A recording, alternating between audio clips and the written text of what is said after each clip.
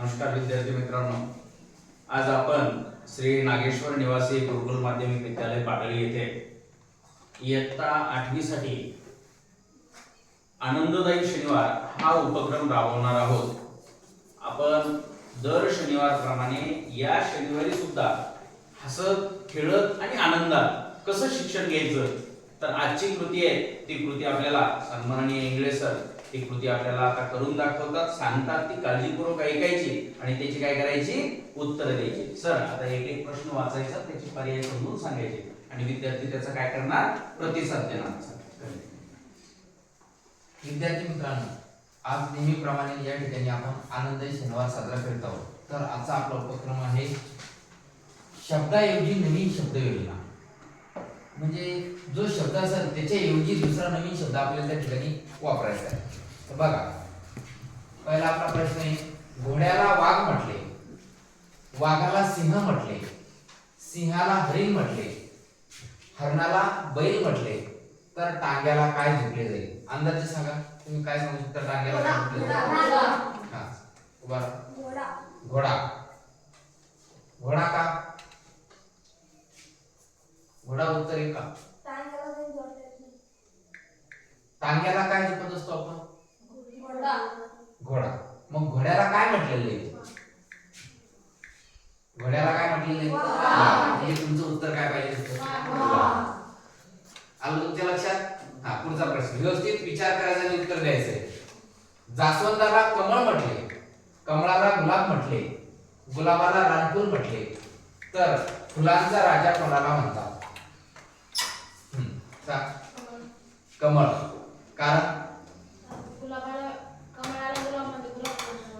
Very good. बघा, फुलांचा राजा कसं कोणाला म्हणतात? गुलाबाला। आणि गुलाबाला काय नाव दिलेलं आहे या ठिकाणी? गुलाबाला रानफूल। मग आता उत्तर काय येईल आपलं? रानफूल। आलं लक्षात की आपण तो पर्यायवाचक शब्द त्या ठिकाणी बघायचा आहे। पुढचा प्रश्न, स्वयंपाकाला व्यवस्थापक म्हटले, व्यवस्थापकाला शिक्षक म्हटले, शिक्षकाला कारकून म्हटले, कारकूनाला पोलीस म्हटले, तर वर्गात कोण शिकवतो?